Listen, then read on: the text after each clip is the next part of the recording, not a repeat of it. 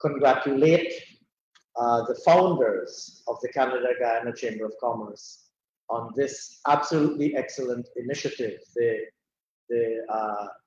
establishment and bringing into existence of this Canada-Guyana Chamber of Commerce. I think it's an extremely important and timely development, and I'd like to congratulate everybody who was involved in its establishment. Let me also, by way of prefatory remarks, say that Canada and Guyana and Canada and the Caribbean have had a very, very strong, long-standing relationship. Canada has had a strong presence in the region for many years, indeed for centuries. And particularly in recent years, this relationship has been has manifested itself in many ways. It's manifested itself through official political and economic cooperation. At the governmental level, we have an excellent relationship there is an excellent relationship between the countries. But additionally, economically, we've seen increasingly strong economic ties between Canada and the Caribbean, and Canada and Guyana. And there are a number of Canadian companies that are interested in doing business in Guyana, and there are a number of Canadian companies that have done business in Guyana over the years and have found Guyana to be a hospitable place to do business, a comfortable place to do business.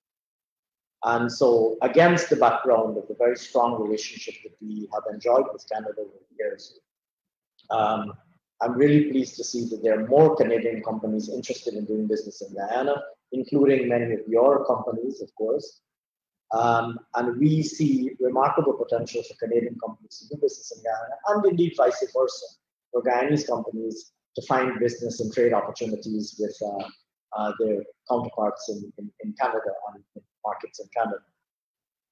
So against that background, I really do think that the Canada-Guyana Chamber of Commerce is an exciting development, and we would like to see more Canadian companies doing business in Guyana and more Guyanese companies doing business with Canadian companies and doing business in Canada.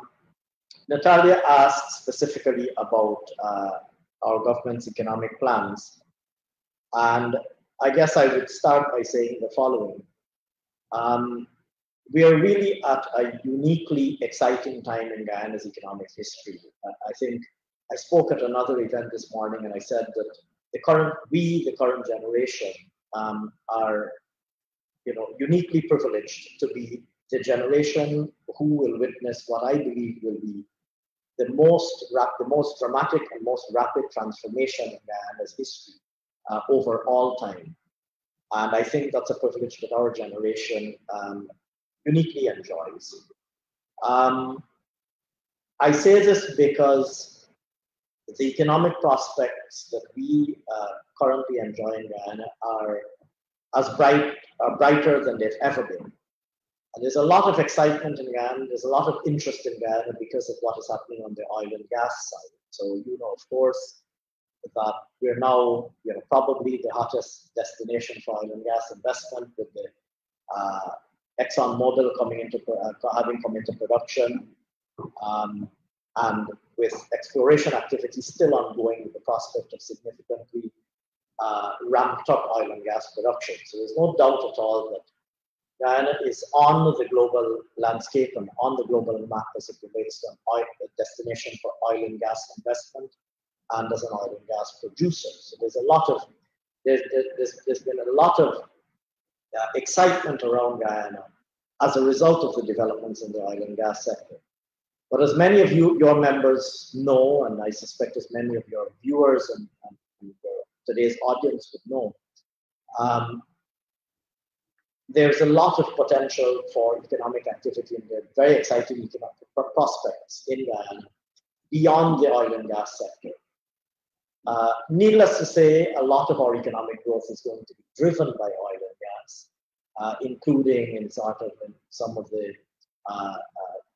downside operations, some of the shore-based operations, some of the support services that come with oil and gas.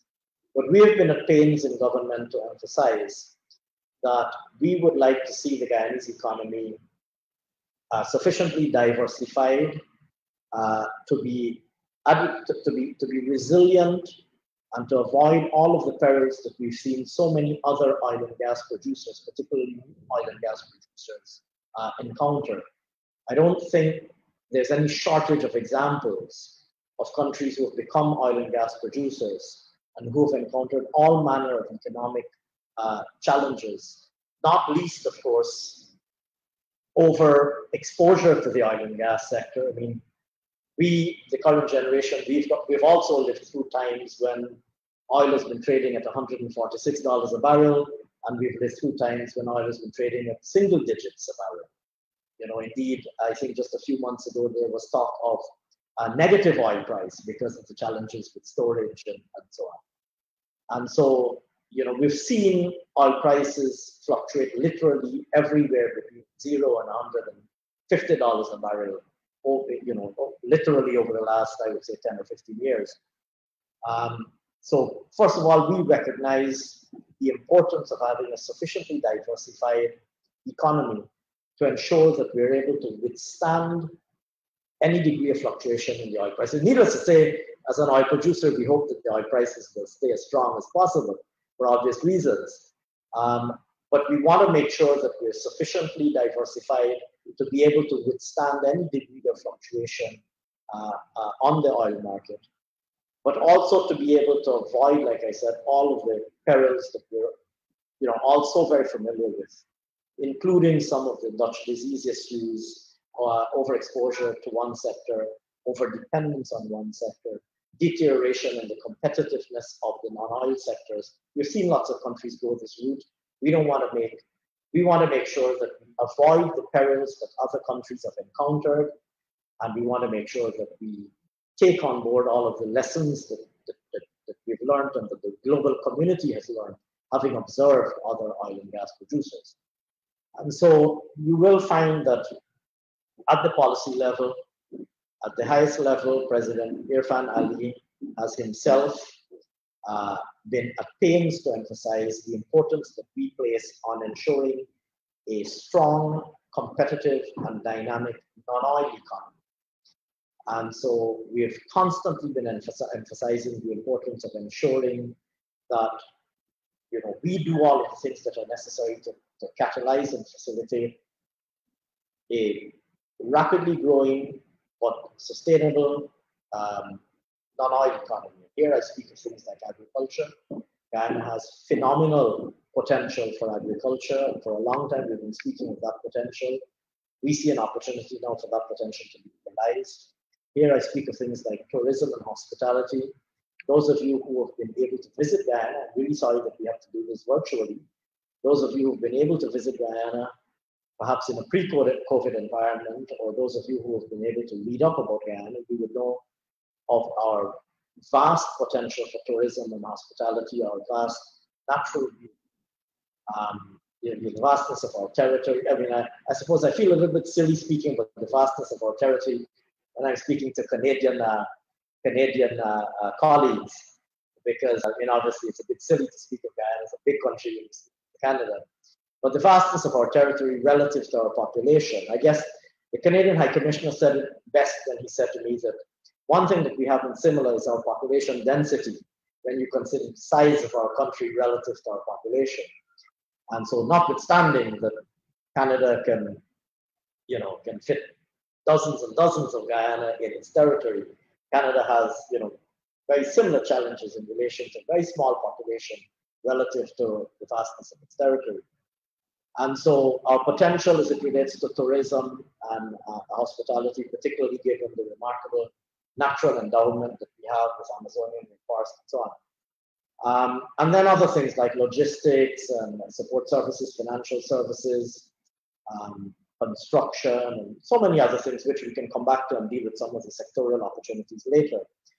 And so the government's policy position is that we would like to see a strong, diversified economic base, a strong, diversified, productive base. And we're doing all that we possibly can to ensure that that is realized. Now, In terms of, our economic policy orientation, I won't speak for very long. I'll just maybe give a few introductory remarks, and then we can come back and elaborate on any of the specific points that you might like me to elaborate on. Since we assumed office in August 2020, we've had two budgets. We took to Parliament an emergency budget just about a month after we came into office in August 2020. And that emergency budget, and we took to Parliament a second budget, our 2021 budget, in the first week of February 2021. If I might very briefly speak about what those budgets sought to do. They sought, first of all, particularly the 2020 budget, sought, first of all, to deal with the very real crisis that we had on our hands. So, like every other country around the world, we are grappling with COVID-19. I know that you in Canada, or those of our viewers who are in Canada, you see this and feel it and live it every day. You know what it's like to be fighting with COVID-19 and the first and second and third waves that we've had to face. So we are literally fighting COVID-19 exactly as we are in Canada. So Budget 2020 really sought, first of all, to ensure that we're able to provide some degree of protection and relief to our population, to make sure that people are protected and safe, and that immediate relief is provided, particularly to those whose livelihoods have been so dramatically affected by COVID-19. So there are a lot of people who were out of work because of the lockdown, because of the dramatic slowdown in economic activity. So the task that was immediately before us was really just to inhale some oxygen, to re-inject some oxygen into the economy, and to provide support to those who were most sharply affected by COVID-19. And literally try to start in a very phased manner to restart economic activity in a phased manner, bearing in mind the realities of COVID-19. So that was what Budget 2020 tried to do. Budget 2021 would be, and is now, the first full year budget of our government's current term in office. And so we took the opportunity in Budget 2021 to outline our medium-term agenda and to start to roll out our medium-term plans for the current term in office. Those plans essentially comprise, like I said, a very rapidly growing economy driven both by oil and the non-oil sectors. They reflect heavy investment in facilitative infrastructure, in particular infrastructure such as transport infrastructure. We consider transport infrastructure to be absolutely critical, not just for the purposes of facilitating existing operations. So here I speak of things like transport infrastructure like ports and wharves and transport facilities to accommodate international connectivity, but not just international connectivity by sea.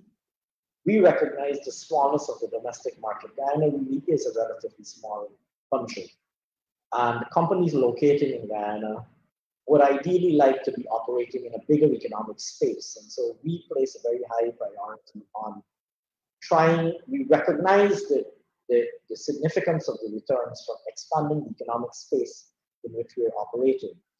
And so we're working very hard in partnership with, first of all, our bilateral partners, Suriname on the east, to bridge the Quarantine River, which will see it being possible for you to travel by road to Suriname. What that does is that it immediately increases the market space in which any company located in Guyana will operate. Right now, you can drive to Suriname, but it's a river, the Quarantine River, and you have to take it. There's a ferry that's operated across the river. So you can drive a lorry, or you can drive a truck, or you can drive a car, or you can walk onto the ferry and go across the river. But we think, and it's quite efficient, and people do it all the time. And any one of you, when you visit Guyana, you can do it. And your companies, if you want to access the Surinamese market, you can use the ferry as well. It's available and it's open for use. But We see remarkable potential to be had from a bridge across the Currently River, which will improve connectivity, which will give us seamless connectivity with Suriname and immediately potentially double the market space in which companies operating in Canada operate in. We're also working on upgrading the road to Brazil. During our previous term in office, we had collaborated with the Brazilian authorities to construct a bridge across the Takatu River. So it's possible to drive to Brazil. There is a bridge over that river, but the road between Georgetown and the southern border with Brazil is not, it's not an all-weather road like you would imagine, like you're accustomed to in Canada with your interstate highways. And so we're starting work on upgrading that road.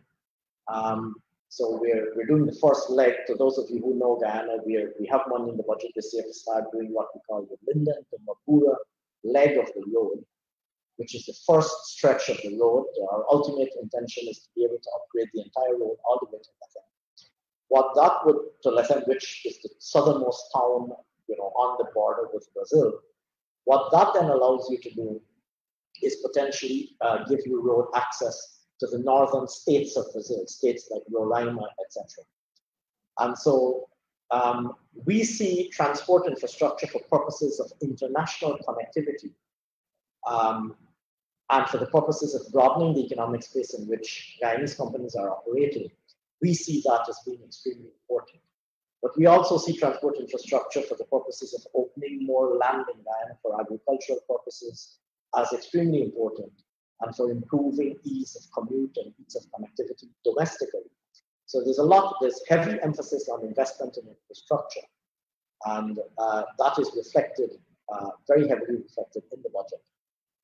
We're also looking at upgrading our energy infrastructure because there is a problem with capacity and reliability and cost of electricity in Guyana. We've long recognized that that's been a major impediment to certain sectors realizing their full potential.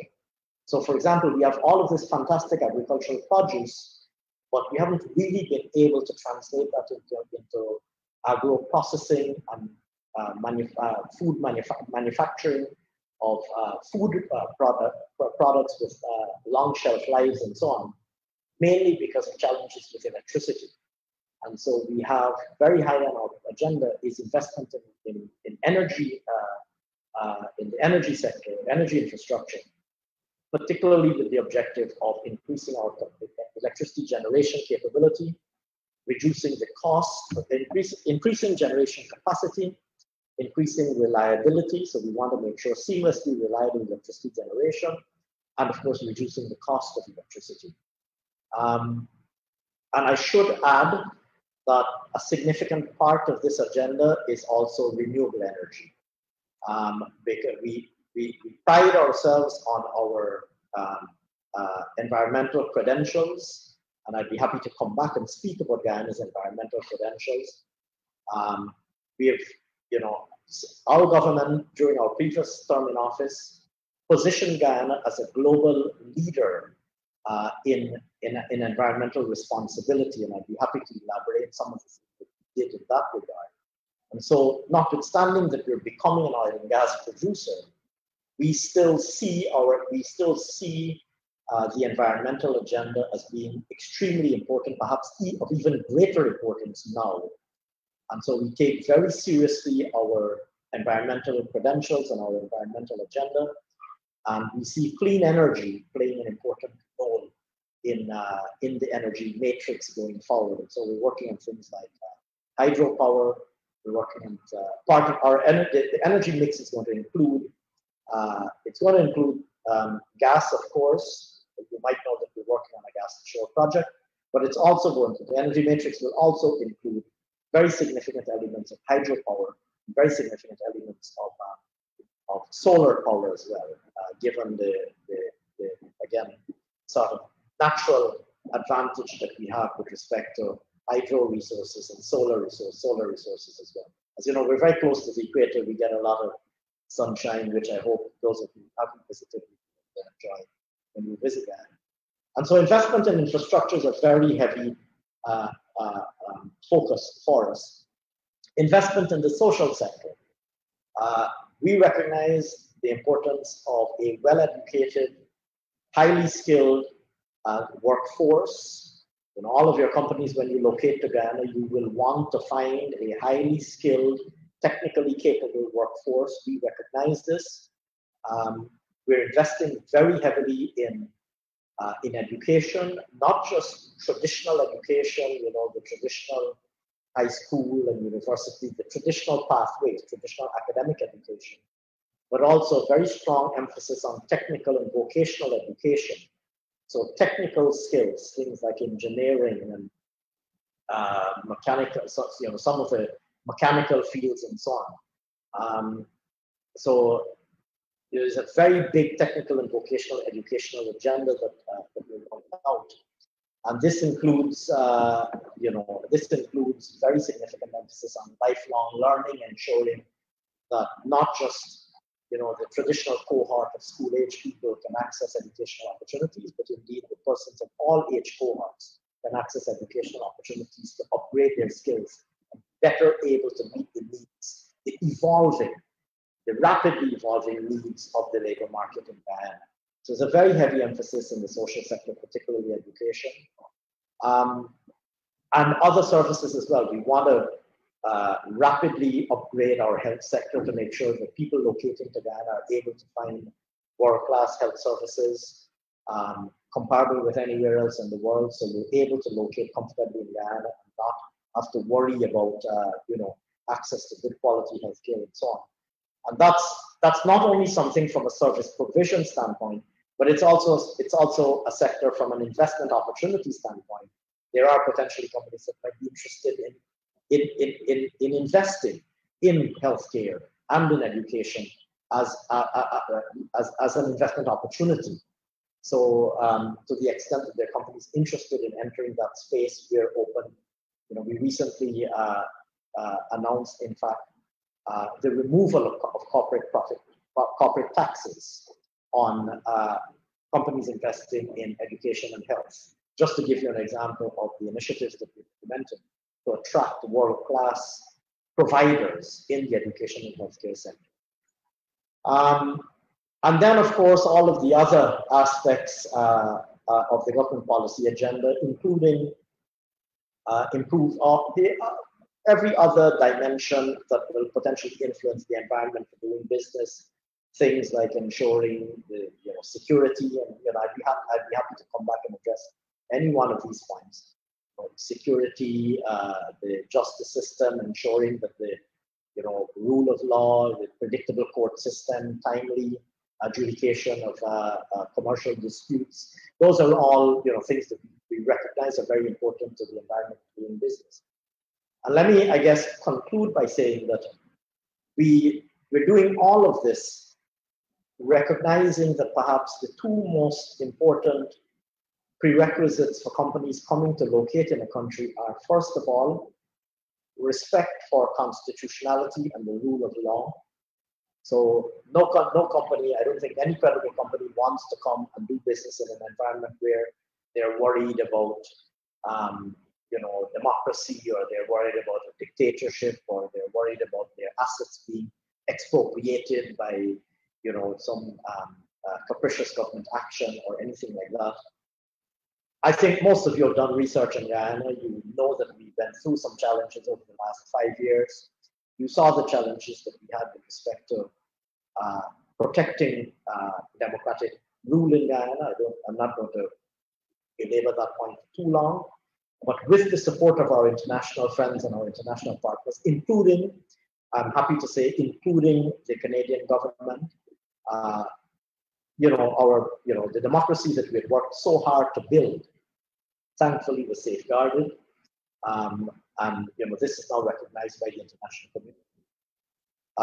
So first of all, companies coming to Guyana knowing that we're coming to an environment where there is the greatest of respect for constitutionality, the rule of law, democratic traditions as you know them in Canada and as the rest of the world knows democracies to operate. Secondly, macroeconomic stability. No company wants to come into a country and have to worry about the value of their investment. No credible company wants to come and have to worry about,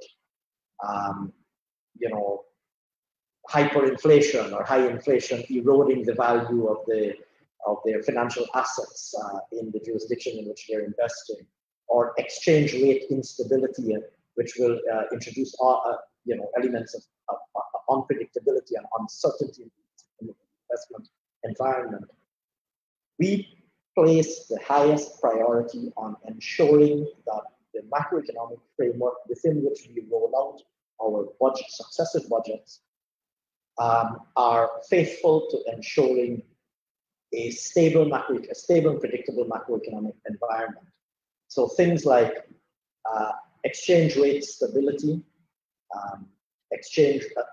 interest rate stability. You don't have to worry about coming into Guyana with interest rates at one level, and then you suddenly discover that interest rates have spiked dramatically, and that has an implication again for the value of your financial assets in Guyana. So we place the highest priority on ensuring, first of all, that we have steady and sustainable. I guess we know that it's going to be a period of very high growth, but we're committed to ensuring that that high growth happens in an environment where we manage the risks of overheating. So we manage the risks of inflation. We're keeping a very close eye on price inflation.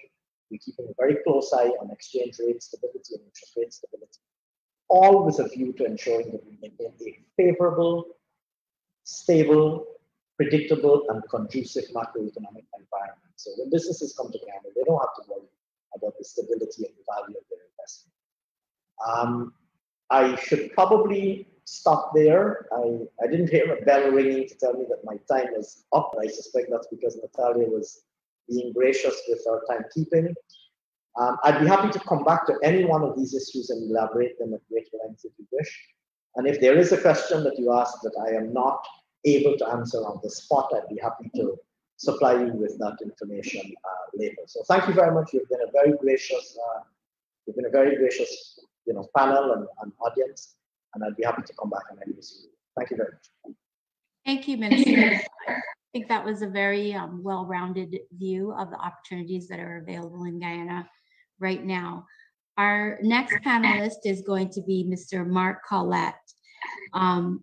Mark is the Chief Operating Officer of the Crosby Group of Company, which employs over 600 people in businesses spanning the industrial services, real estate development, and commercial construction sectors in Canada, United States, and Guyana.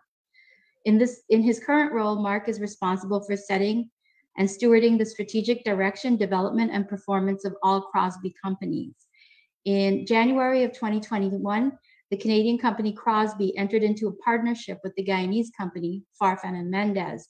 The companies completed an investment in a new company, Farfan and Mendez Limited, which is a Crosby member company. All businesses previously functioning as Farfan and Mendez Limited and Mine Services Limited in Guyana were transferred into this new company.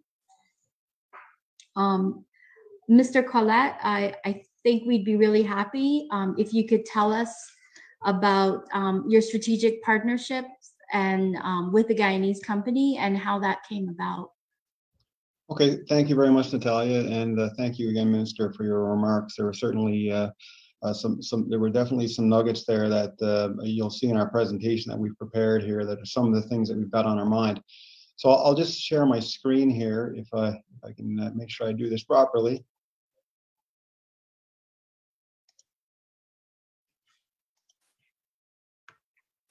Okay, and my screen is visible, I take it. Natalia, am I good?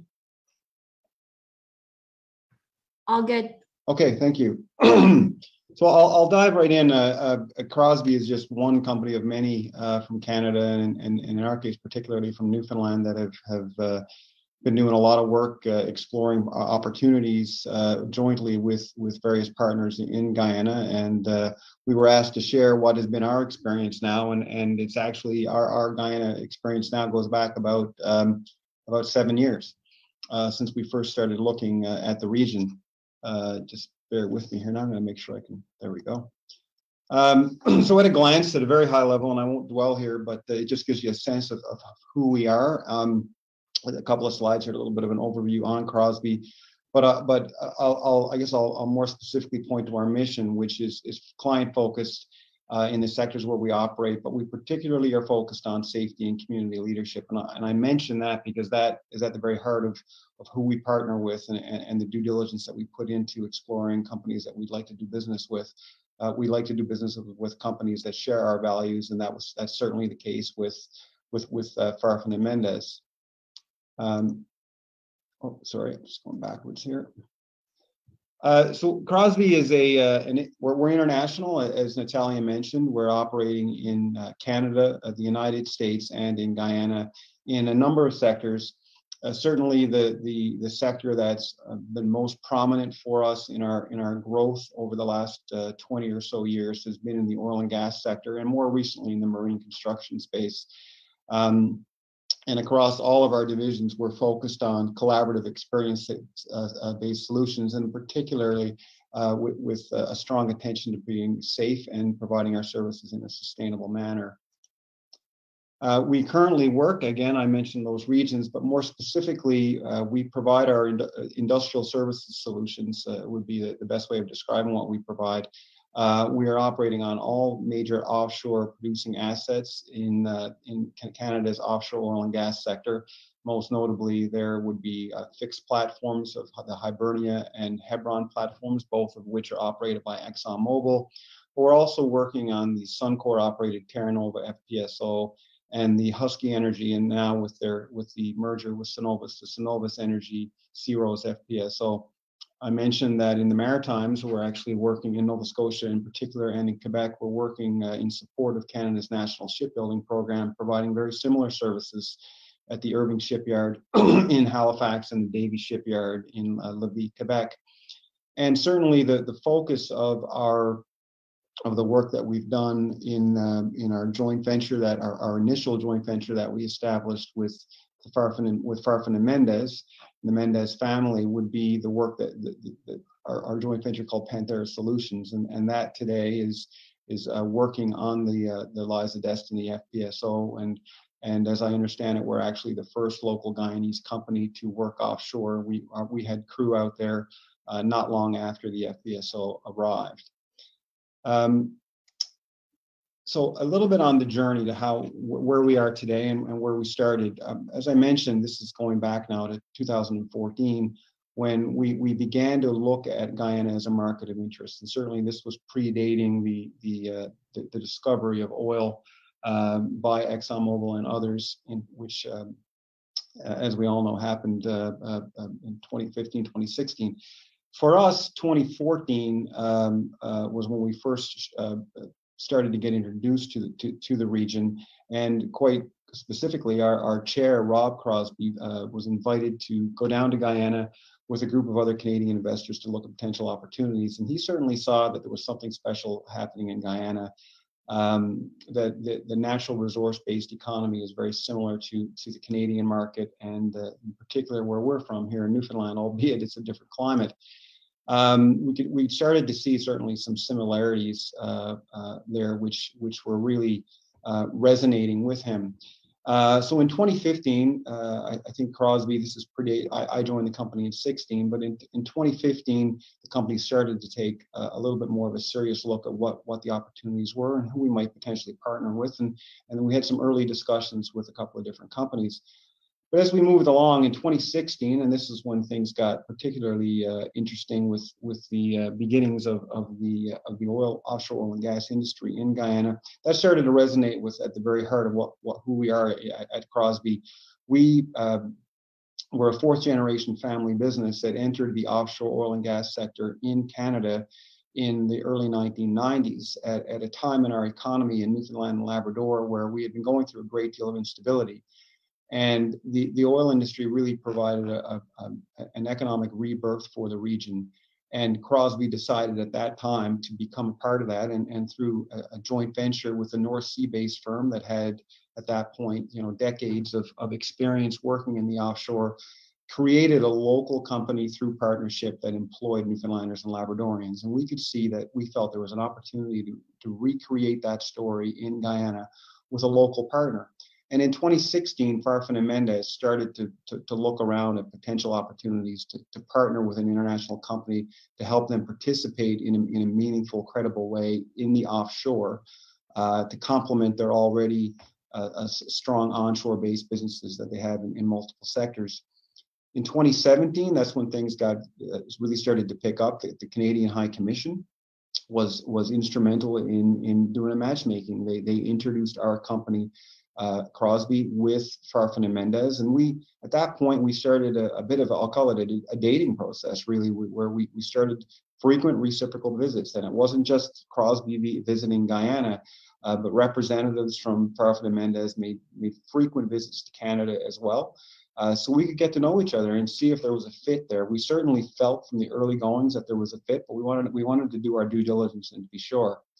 So as we move into 2018, at that point we had made a decision. We were going to pursue this together, and we established Panthera Solutions, which was established as a 51% owned Guyana-based company, 49% owned by Crosby, 51% by Farfan and Mendez.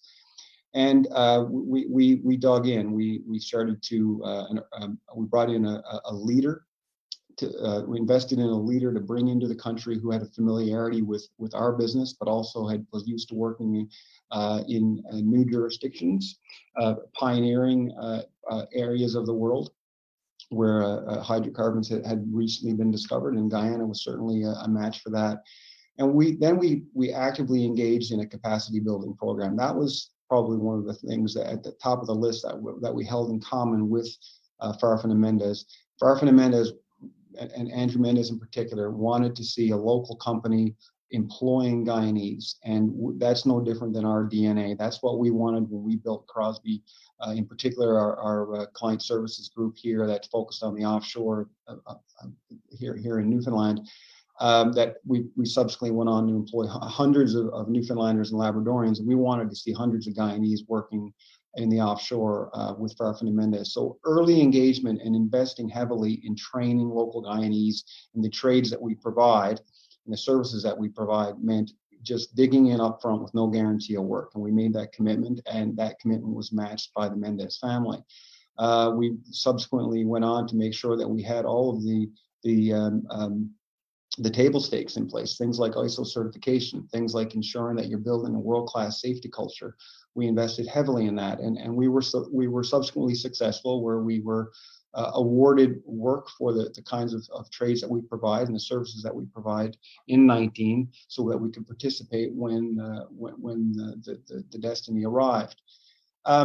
At that point, and it was actually at late 18, but we really got into it in 19, Andrew Mendez, about, well, we've seen it work quite well together, and would there be other opportunities for us to invest with Farfan and Mendez beyond oil and gas and beyond Panthera Solutions? And that was really exciting for us. We could see that the Guyanese marketplace was going to take off in very significant ways, and it wasn't just going to be the oil industry that as Andrew likes to say, a rising tide lifts all boats. And Minister, your comments about the government's interest in ensuring a diversified economy really resonates with us, and we're heartened to hear that, because that's what we're betting on. Is that we said investing more deeply in the economy and in the region with Farfan and Mendez, we felt was the right thing to do. It's a tremendously exciting opportunity, and we want to be a part of it beyond just that one joint venture that we had. In 2020, we continued with our capacity building, and subsequent to that, in late 2020, we concluded a deal with Farfan and Mendez, where we essentially invested in the assets of the business and created a new company, 51% owned by the Mendez family and 49% owned by the Crosby family, where there's effectively in Guyana a merger of two family businesses to create Farfan and Mendez, a Crosby member company.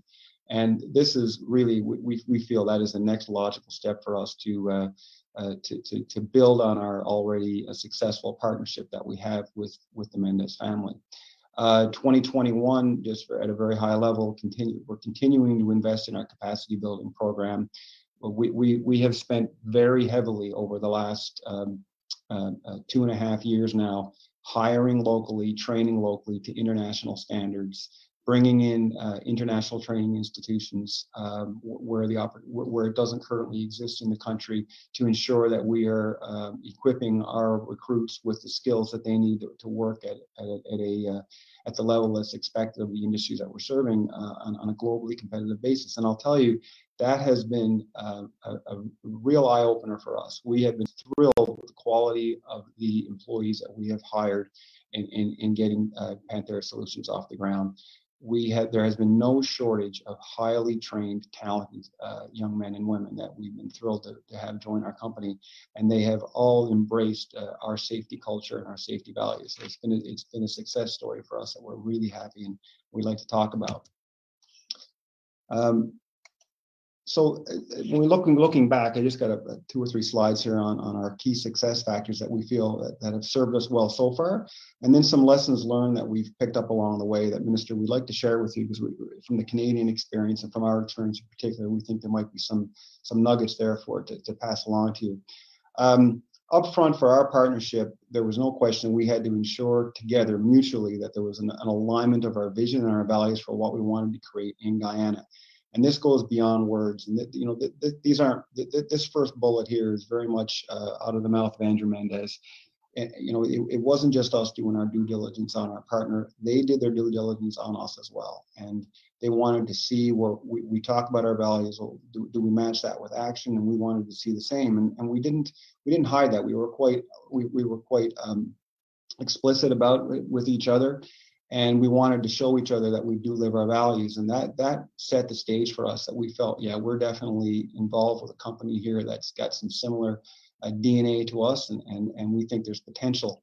We also put Guyana first. And that is, again, those aren't just words. We want to recreate what we did in Newfoundland by providing employment opportunity and building local capacity in Guyana. That's what we did here, and we went on to build one of the largest locally owned and operated service and supply companies in the region here in Canada, right here in St. John's. We want to do the same with our partner, much as our previous partner did with us in Canada. And we're not partnered anymore, but we certainly carry those lessons forward. And Andrew really wanted to see the same done, and that early and long-term investment in capacity building. I would encourage any company that wants to go in and work in Guyana to make sure that's at the top of your to-do list, and for that to be continual. It can't be just on a brochure. You've got to step up and show that you're serious about it.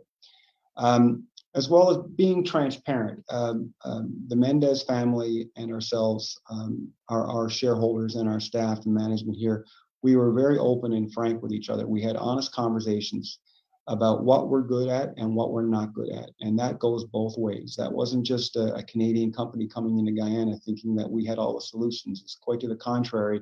We've learned a lot from our partner, and we've been very candid about that. Andrew talks a lot. Andrew Mendez, I've learned a lot from him about his wanting to learn from an outside reference. And certainly this is our first foray into a developing market, as exciting as Guyana is, that we've got a lot to learn as well. And together we've managed to chart a course. And that last point there about both parties being open to being challenged about what good looks like, and I can't underestimate that. We may think we're good at something, but when we look ourselves in the mirror and we have that outside reference that we have with Guyana, there's a lot of good things going on in Guyana that we've been learning from. So it's certainly been going both ways and capitalizing on each other's strengths. Invest in the relationship, and again, that's another one that can't be undersold.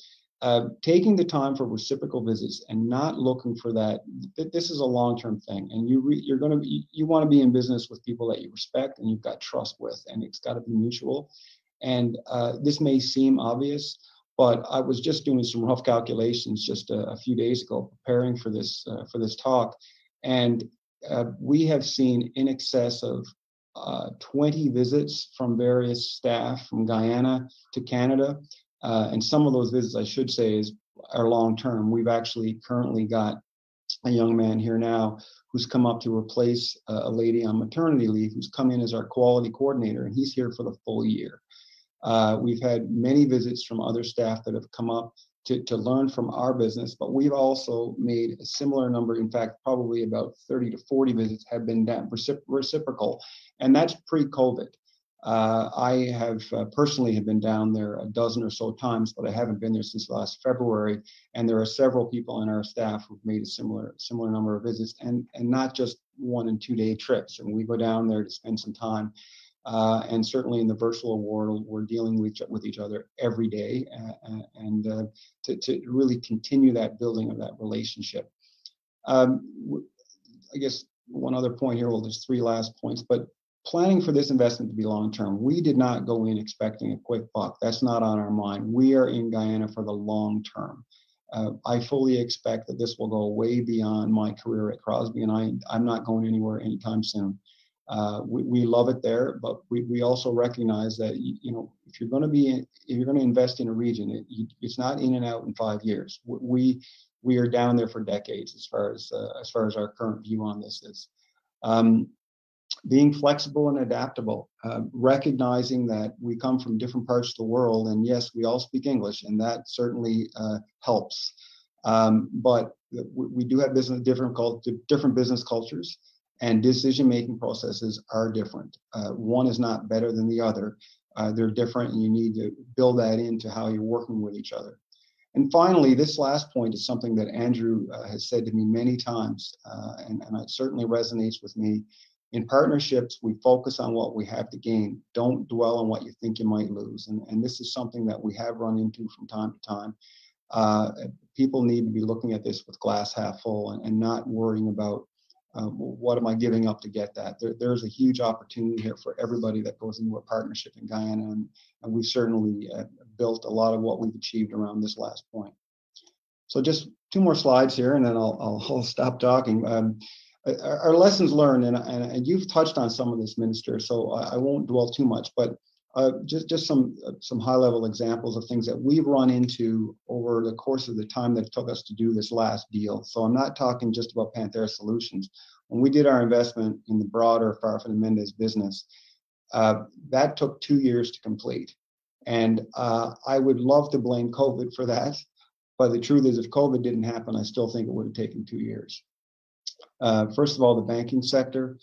We think that this is an area where there's some great opportunities for some improvement in efficiencies. We found our experience there to be very paper intensive. It's not automated or digital, and there's a very conservative banking culture in place. And Canada has a very conservative banking culture as well, but this is certainly much more conservative than we're used to. And we think that as you're going to a growth environment, our banks, if they were a little bit more set up, I guess, to take on more risk and offer more products, because there is not much in the way of competitive differentiation there right now. And we think that over the long term, that's going to be an impediment more for local companies than it will for foreign companies. We can access financing elsewhere, but there are very restrictive, I guess, tools that are currently in place or not in place at all that I think is long term is going to hurt local businesses' competitiveness. You touched on interest rates, and so I'll just move on past that one. And I was pleased to hear that you certainly have that front and center in your government's long-term views. And as well, I think you briefly touched on that what you expect here with oil revenues, it could cause a significant appreciation in the Guyanese dollar. And you know, just one simple idea here, or not simple, but certainly one idea that came to mind with one of our financial leaders here, that locally based hedging options could mitigate exchange rate risk. The legal, I'll touch on our experience with the legal community. You know, we dealt with several very bright local lawyers in the region, and we were using them in partnership with a council that we utilized here in Canada, here in St. John's in particular. And we did find that there was some limited experience with international M&A deals or commercial arrangements in the region.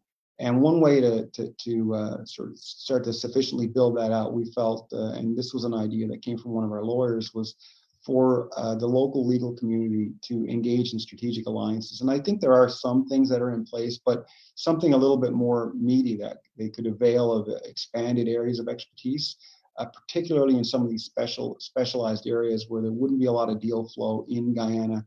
But undoubtedly, that's going to pick up over the next several years. And as I say, I certainly wouldn't put it at the feet of our lawyers to say this took 2 years. Why?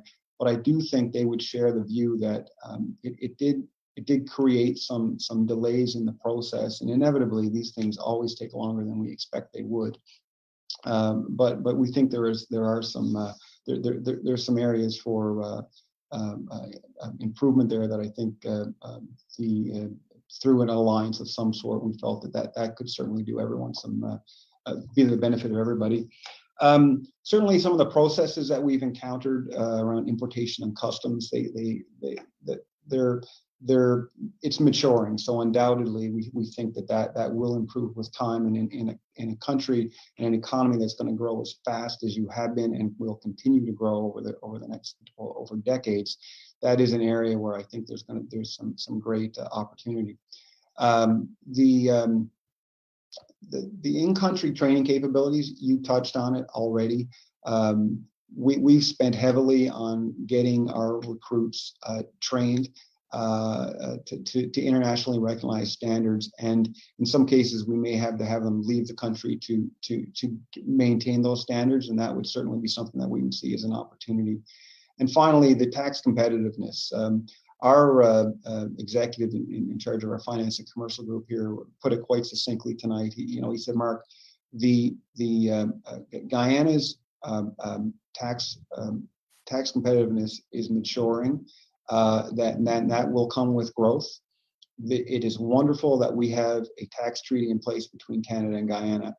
The tax treaties that are in place between Canada and other jurisdictions, though, are significantly more competitive, and we think there's opportunity there. And we'd be happy to have our finance leader engage with anybody from your department if you'd like to get a little bit more specifics on that. It's certainly outside of my area of expertise, but we do think that there's opportunity there. So that would be it from me, Natalia. Story. I too went a little over my time, so I'll stop there. Thank you, Mark. That was actually quite informative, and I really liked the part where you touched on the sharing of values and culture. I think that's something that's very important to both Guyanese and Canadians, and I think that's a commonality between our two nations for sure. Our next panelist is Mr. Anthony White, who is the Chief Executive Officer of the Go Integrated Group of Companies. Tony is one of Canada's leading entrepreneurs and the CEO of Go Logistics, one of the country's fastest growing companies, according to both Canadian Maclean's and Report on Business magazine from Globe and Mail. Within the context of his professional accomplishments, Tony remains committed to meaningful causes that support the underprivileged, from sponsoring cancer ward at Humber River Regional Hospital to helping infants in need of incubators through the Guyana Help the Kids organization. Tony has consistently taken social responsibility to heart. And as a diaspora Guyanese who has a successful business in Canada, I think that Tony has some perspectives that he can share about how he feels about the opportunities in Guyana and his perspective as a diaspora Guyanese and as a Canadian. You're muted.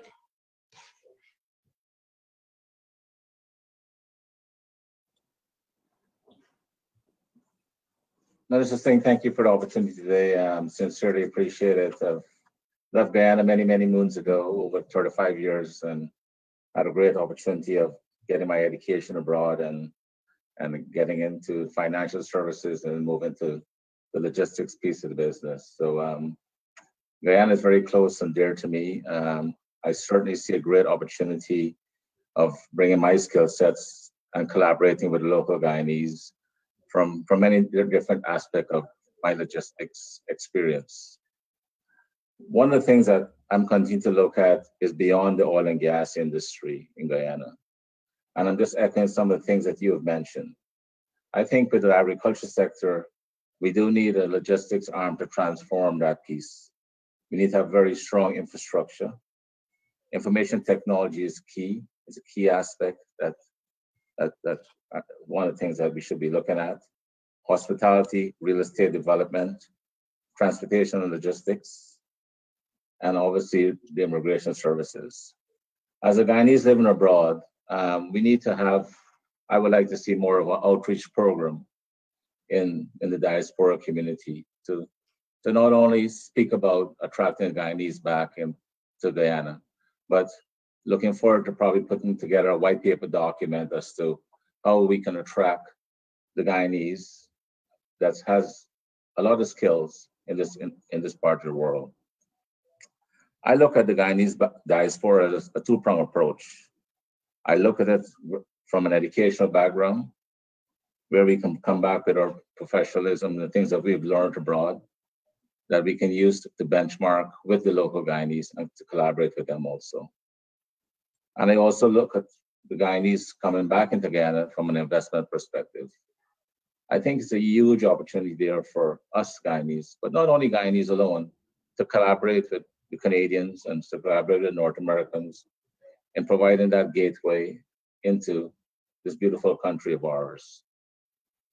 When you look at the number of Guyanese that's abroad, in the US, there's about 300,000. Canada is about 150 to 200,000.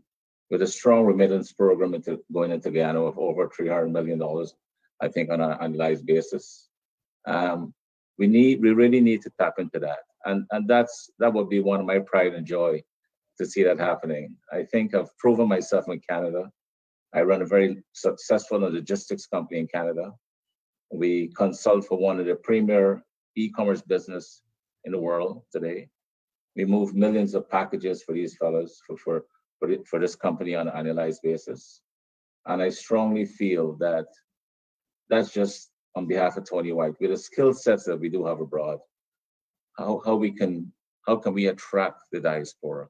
When you look at what India and Hong Kong and China and these places are doing, as much as what Jamaica is doing, it will be a great opportunity for us to continue to look down that path. You know, maybe having diaspora conferences, creating some kind of network within the diaspora, and so forth. So I don't have much else to say, but I am also looking at coming back and investing in Guyana as soon as possible.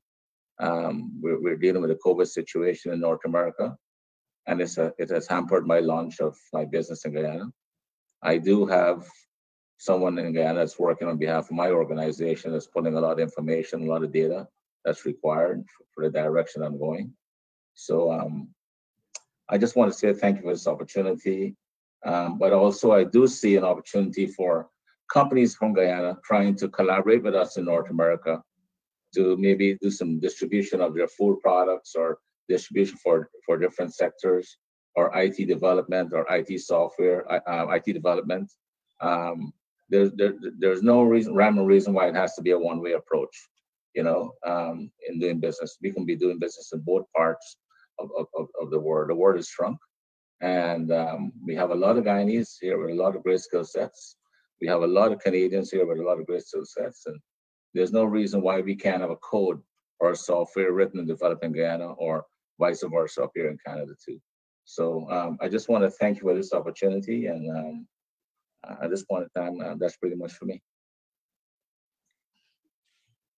Thank you, Tony. I thank you for your diaspora perspective, because I think that we have a really well-rounded panel, and we need to encourage more Guyanese Canadians like ourselves to come back and contribute what we can to Guyana, because there's a lot of opportunities that we're not taking advantage of, and that you know, that others see that maybe that we can't see, that you've brought out today. Thank you. I'm going to say that we've saved the best for last. Ms. Karen Hockel is the president of the Karen Hockel Group. a consultancy specializing in business strategy, international business development, communications, negotiations, and facilitation, with a diversified portfolio of clients. Karen has recently focused on opening new markets, such as Guyana and Northern Canada, to ocean technology, shipbuilding, oil and gas supply chain companies, and commercializing new technologies, as well as energy transition projects. I would like Karen, I think she's going to speak today on linkages that she sees in terms of Guyana and opportunities, because Karen has been traveling to Guyana, I think, since 2017, and so she has a perspective that she can share with us today. Thanks a lot, Natalia. Appreciate this. And good afternoon, Minister Singh. First of all, congratulations on your recent budget. I watched it and I read it, and I was very impressed with the vision and the detail. And obviously, your government right now has a great vision for Guyana. And there's a lot of detail that you even shared today that I do appreciate. A little bit of a background on my journey to Guyana. As Natalia mentioned, I've been back and forth to Guyana since 2017. My history is actually in the oil and gas industry. I've spent 20 plus years in Newfoundland and Labrador working around oil and gas as a consultant, and also in the corporate world working for an oil and gas operator. In terms of Guyana, actually I should say my international work actually started with Norway. So Norwegian companies would come into Newfoundland and they'd be looking for advice, partnerships, and wanting to do business with the Newfoundland and Labrador marketplace. And from there, I was able to, I guess, leverage that experience in doing business with Norway, and then going to Guyana based on an invitation from a friend, in fact, and saw an opportunity that we could actually bring Newfoundland and Labrador companies to Guyana with the idea of potential partnerships, looking at how capacity could be built and how Newfoundland and Labrador could actually transfer its own experience, very similar to Guyana, in terms of how our oil and gas industry started with ExxonMobil. We came out of a very, an economy under extreme pressure at that time.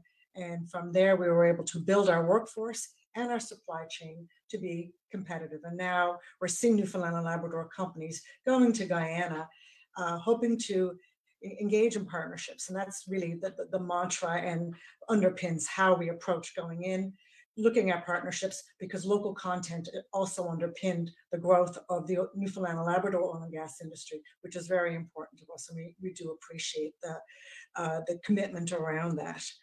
A couple of questions relating to that. So over the last number of years, I've worked on trade missions going into Guyana with, there's been 40, 50 plus companies from Newfoundland and Labrador going in. And typically, even when I do work in Norway, typically after a trade mission, there's a euphoria when you leave, and then there tends to be silence after a while. And follow-up can be a big challenge. So unfortunately, what we now have is COVID. So now, post-trade missions, now we have COVID, we can't fly back and forth. So unfortunately, I think there's been a loss of some of the momentum that was in place at that time with regards to the partnerships that we're forming. So now I look to my own environment here in Newfoundland and Labrador, and I look to Guyana, I go, so what do we do to bridge that gap? What role does government have right now to help facilitate these partnerships in your journey to build capacity in your supply sector in particular? I'm curious about your thoughts around that. And if you don't mind, what I'll do here today is a little bit different than everybody else. I have a couple of questions that I'll ask you around some of these topics. So what role do you see the government of Guyana having, and even the Chamber of Commerce, maybe the government of Newfoundland and the partners in Newfoundland? What can we do to help now in a post-COVID world activate and get more deal creation happening?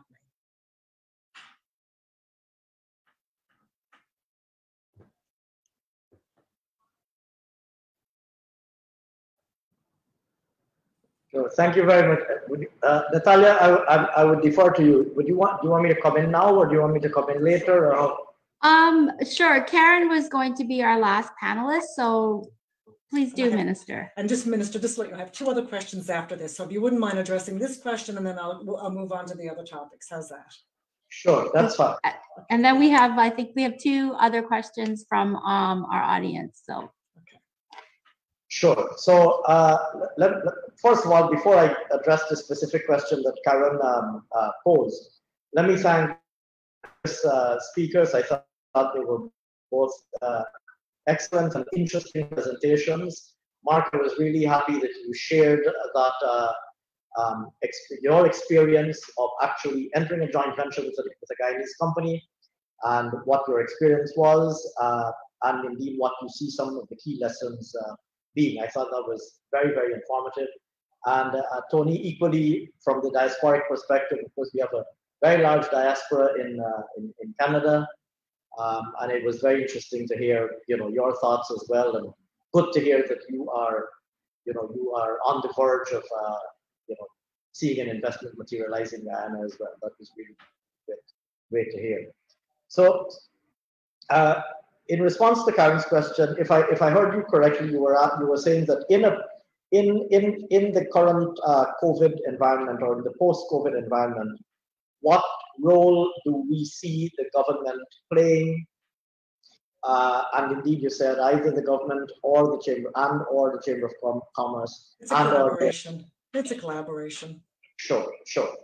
So let me say first of all how we see the government's role. For us, the first priority is to create the right environment that's going to be attractive to investors. That we see as our primary role, ensuring that we do all that is necessary in terms of putting in place the relevant policies, addressing the relevant impediments as they're identified, whether they are, issues in relation to bureaucracy, issues in relation to modernization of the financial sector. I think Mark mentioned a few very interesting points, incidentally, with pretty much all of which I agree. I think, Mark, many of the points that you made in relation to lessons learned, I would say that these are issues that we've also identified, things like the need for more rapid modernization in the financial sector, use of digital technology, streamlining of procedures, easing of bureaucracy and red tape. A number of those things that you highlighted, I think, are things that I would say off the bat, I would say to you that we recognize and we agree with completely, and we are working on. So from the governmental standpoint, I would say to you that our first priority is to make sure that we create an environment that is conducive to people doing business.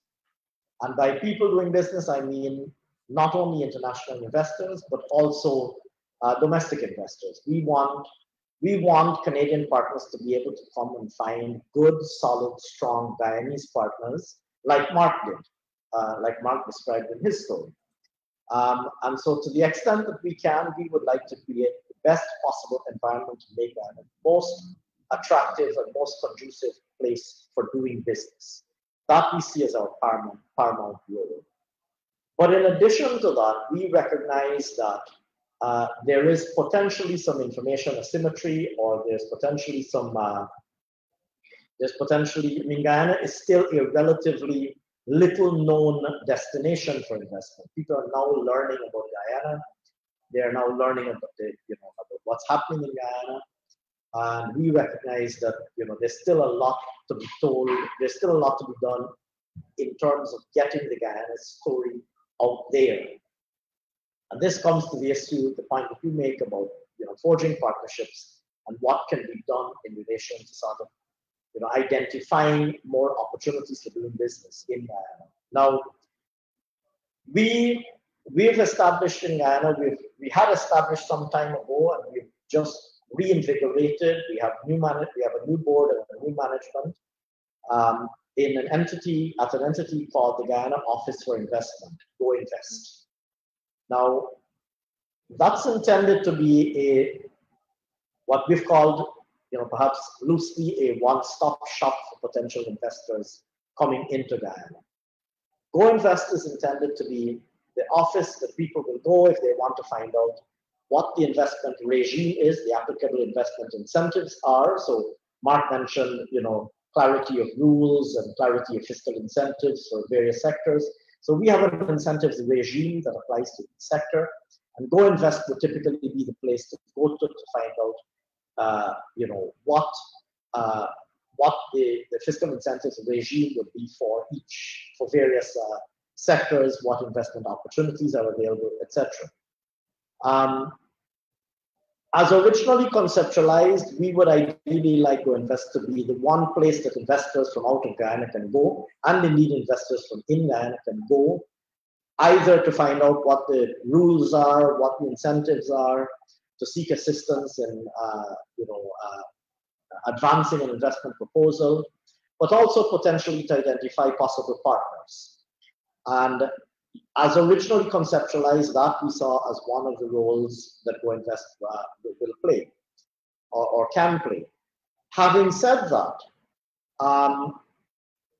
we have to be a little bit careful about how far we insert ourselves in, who does business with whom and, who forges partnerships with whom. And that's not something that the government wants to insert itself in. So what we would like to do is we'd like to provide as much information as we possibly can on what the opportunities are. But we would ideally like, exactly like Mark did, and I think this is why Mark's presentation was so fantastic.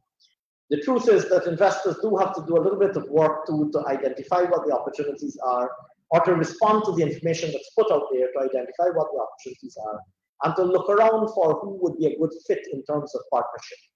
And I think that's why the Crosby Mendez story is such a great story to tell. Now, we will certainly, if a company comes to Guyana and says, this is a sector in which, if you come to the government or you go to GoInvest and you say, this is the sector in which I am operating, or this is the sector in which we're thinking of operating, who might be potential partners, we would, of course, be happy to say to you, these are the Guyanese companies who are working in that space. But you would have to do your own due diligence. You'd have to, engage with them directly, etc. Because, like I said, we see that being done best by the private partners rather than by government. I think in this regard, the Chamber of Commerce also has an extremely important role to play in showcasing opportunities as well, because the Chamber of Commerce has in its membership not only Canadian companies, but Guyanese companies who are interested in doing business with Canadian partners, including a number of relatively large Guyanese companies and conglomerates, many of which are very well established, operate in many sectors, have a very, very well established track record in Guyana. And even if they're not potentially interested in doing business in a particular sector, they know the landscape well enough to be able to say, these are potential partners if you're interested in doing business in these particular sectors. And so I see the Canada-Guyana Chamber of Commerce as also having an extremely important role to play in intermediating these opportunities, both in showcasing them, in information sharing, and in intermediation, like I said, potential matchmaking, if you like, if that's the appropriate way to describe it. But this is something that, the advantage with working in Guyana is, Guyana is a small country.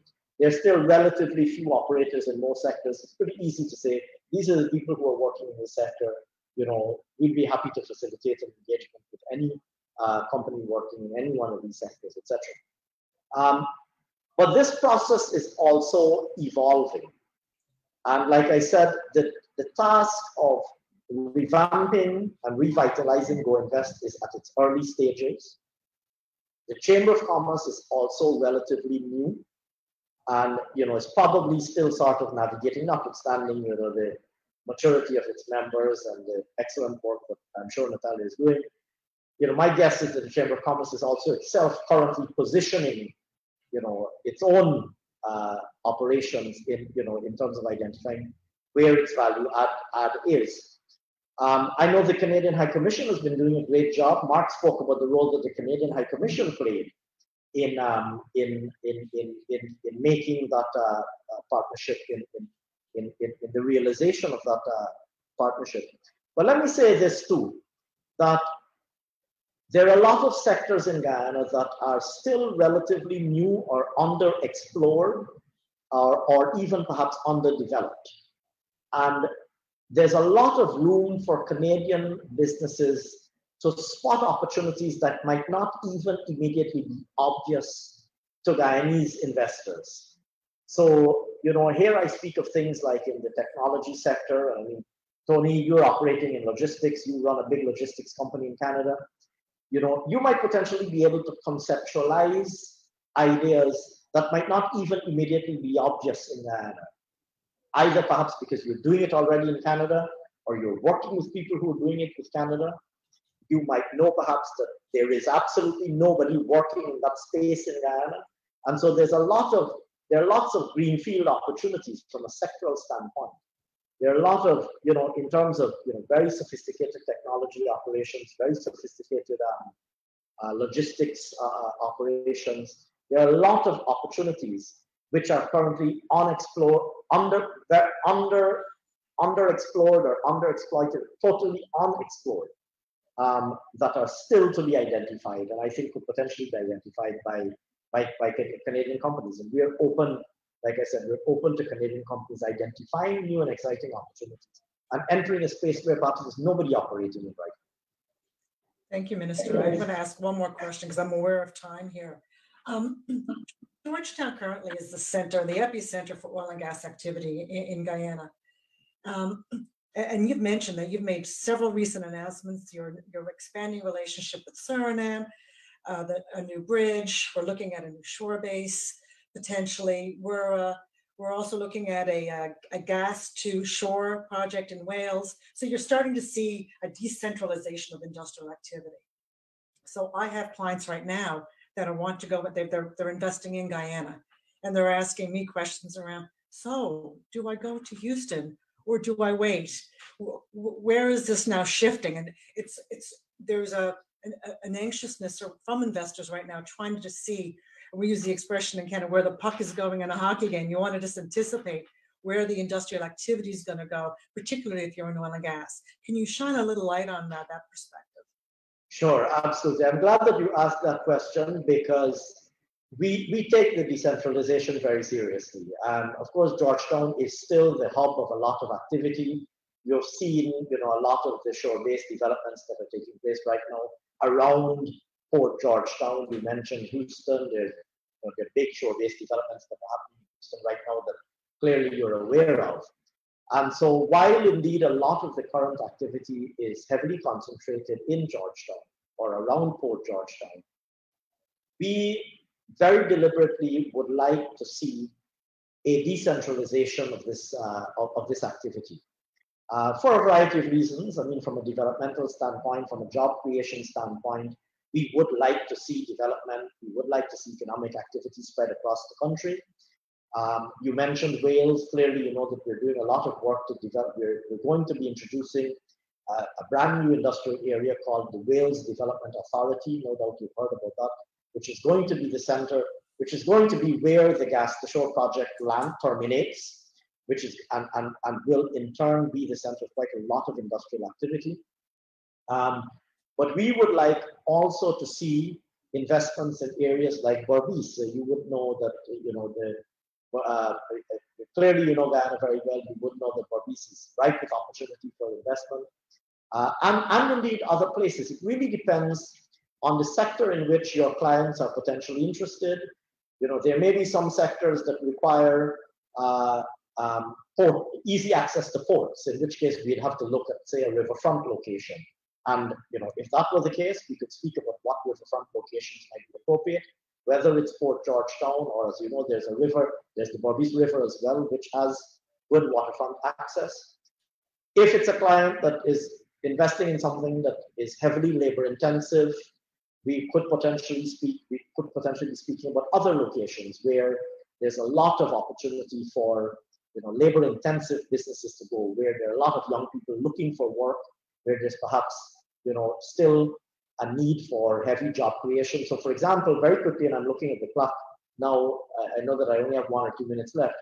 I had a meeting yesterday with a large business process outsourcing company, a BPO. They run call centers in the US, in elsewhere in North America, in Mexico, and in Asia as well. And they have a big operation in Guyana. They're looking to ramp up their operation. And we had a conversation about decentralizing their operations. They said, I said to them, I want jobs to be created outside of Georgetown. And they said they're looking for people as well, and they'll be very excited to go outside of Georgetown and set up operations outside of Georgetown. So it really depends on the sector, but you're absolutely correct that decentralization is important for us. And we would like to see jobs created and economic activity generated outside of Georgetown. And there may be, depending on the sector in which you're operating, there may be advantages to be had from going out of Georgetown. Thank you so much. I really appreciate your time here today. Thank you. Thanks a lot. Thanks. Thank you, Minister. We actually have one more question from an R. Burrows. And they're asking whether or not Guyana expects business to be done in Guyanese currency or US dollars, and how easy will it be to get foreign exchange? Sure. So let me say that we spent a lot of time during our previous term in office completely liberalizing the markets in Guyana. So the Guyana dollar is a freely floating currency.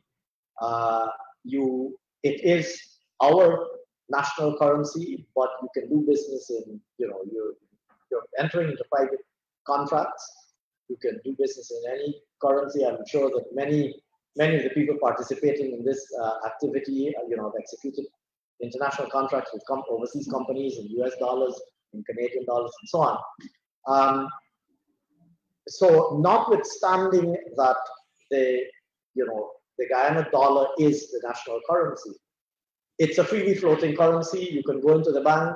You can, we don't have any capital account controls. You can move your money in and out of Guyana in whatever currency you wish. You can buy US or Canadian dollars or any other international currency. And these exchange rates are determined by market forces exactly as they are in Canada.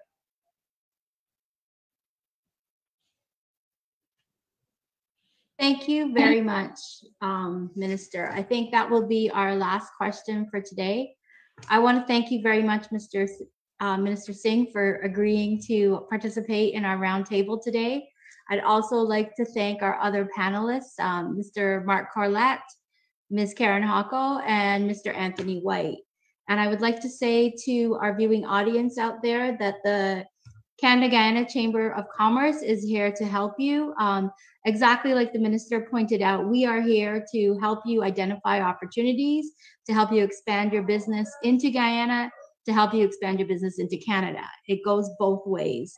And you can visit our website at cgcc.gy, or you can email us at info@cgcc.gy, or you can reach us by telephone at 592-693-5137. I hope that this is just the first of many engagements with the Government of Guyana and the Government of Canada to come. Thank you all very much. Thank you very much, Natalia, for inviting me, and thank you to everybody else who participated, all of the panelists and other viewers. I'd be happy to come back again on a future occasion, if you'd like me to. Thanks a lot. Of course, Minister. We're always happy to have you. Thanks a lot. Bye-bye.